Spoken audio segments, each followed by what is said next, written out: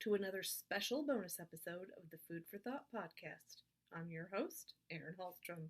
Ask anyone that's been through a merger or acquisition, and they'll tell you there are more moving parts on the inside than what you can see from the outside. The companies that are successful with M&A make the execution appear flawless. Such is the case with Motion's recent Kaman Distribution Group, or KDG, acquisition. In this episode of the podcast, we talk with Randy Breaux, president of Motion, to talk about the acquisition, particularly the reasons behind acquiring their number 2 competitor. We also discuss the benefits of merging the automation, fluid, power, hydraulics, and repair service businesses. Enjoy the episode.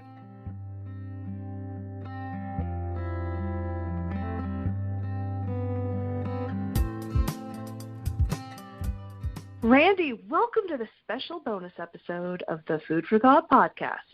Let's get started.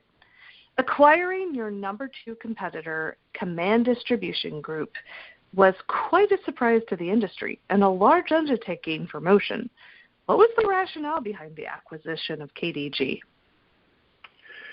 Well, Erin, as we looked at the competitive landscape and companies that we might want to acquire that could basically move the needle, so to speak, Kaman fit the profile. For Motion, anytime we acquire a business, it has to check 3 boxes.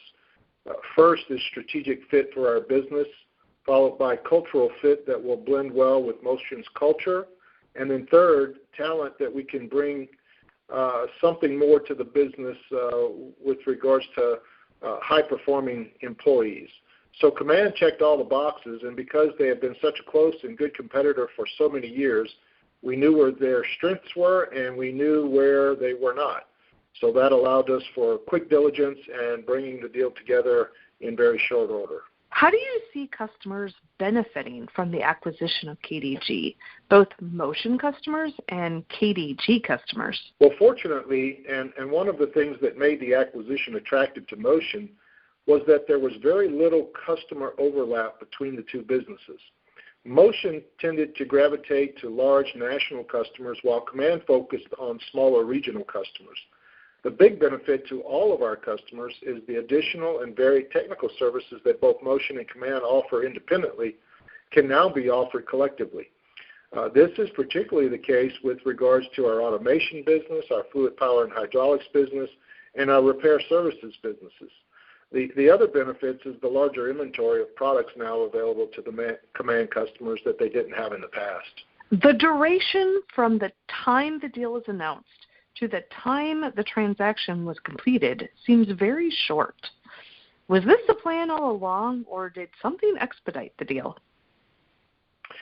Well, Kaman was not being marketed by the private equity company that owned them. We actually approached the private equity company about selling Kaman and worked out an exclusive deal. And as I said earlier, because we knew Kaman so well as a competitor, a lot of the due diligence work that would typically be done and take months to do was already known. So after the deal was reached, the process went very quick, about 45 days.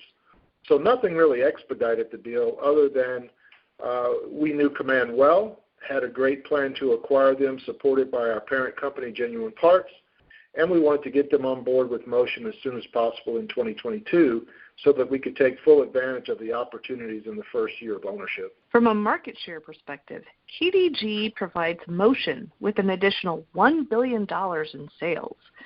How do you see the KDG business meshing with the Motion business? And are there synergies that you expect to come from the deal to further expand your market share? Well, we're already down the path quite a ways integrating parts of the Kaman and the Motion businesses. Kaman was really split into 3 businesses.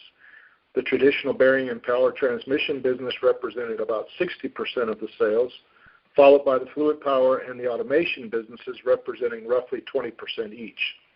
So we almost immediately blended the automation businesses together, and that has gone quite smoothly, realizing expected synergies and opportunities along the way. We also merged the Kaman fluid power business with parts of the Motion fluid power business and actually created a new division called Motion Fluid Power Solutions. This too has gone as expected, and the benefits down the road are huge for Motion and our customers. And finally, we've begun to co-locate and merge the more traditional Kaman bearings and power transmission branches with the traditional Motion branches. This will allow the two teams to work closer together and eventually become one face to the customers that we serve. This is also the largest opportunity for synergy savings as we go forward. All of these actions and the activities will lead to greater market share and greater wallet share captured in the months and years to come, we believe. Were there many surprises that Motion has uncovered or seen since the acquisition was completed? No, not really. I'd say the biggest surprise has been the excitement from the Kaman team to join the Motion team. Kaman had a lot of really great and experienced people who have competed against the Motion team for many, many years. Being part of Kaman Corporation, then owned by private equity, I don't think the Kaman Distribution team ever really felt like they were strategic. Today, they are most certainly a strategic part of the Motion team and bring a wealth of experience to the table.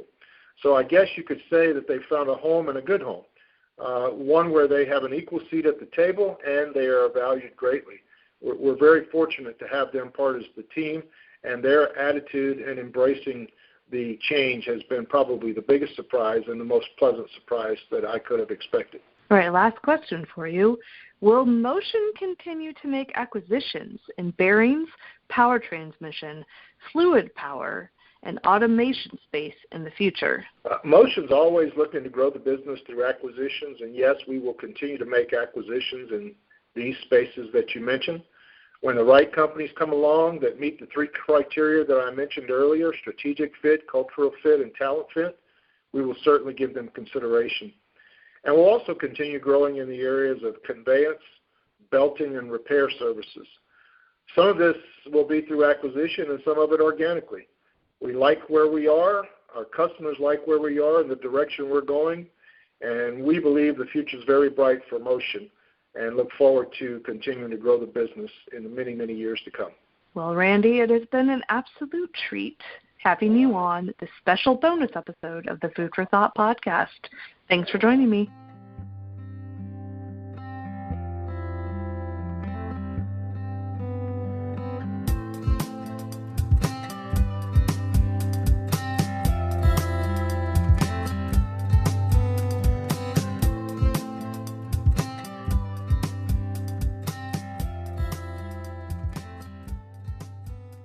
For everyone listening to the Food for Thought podcast today, thank you for tuning in.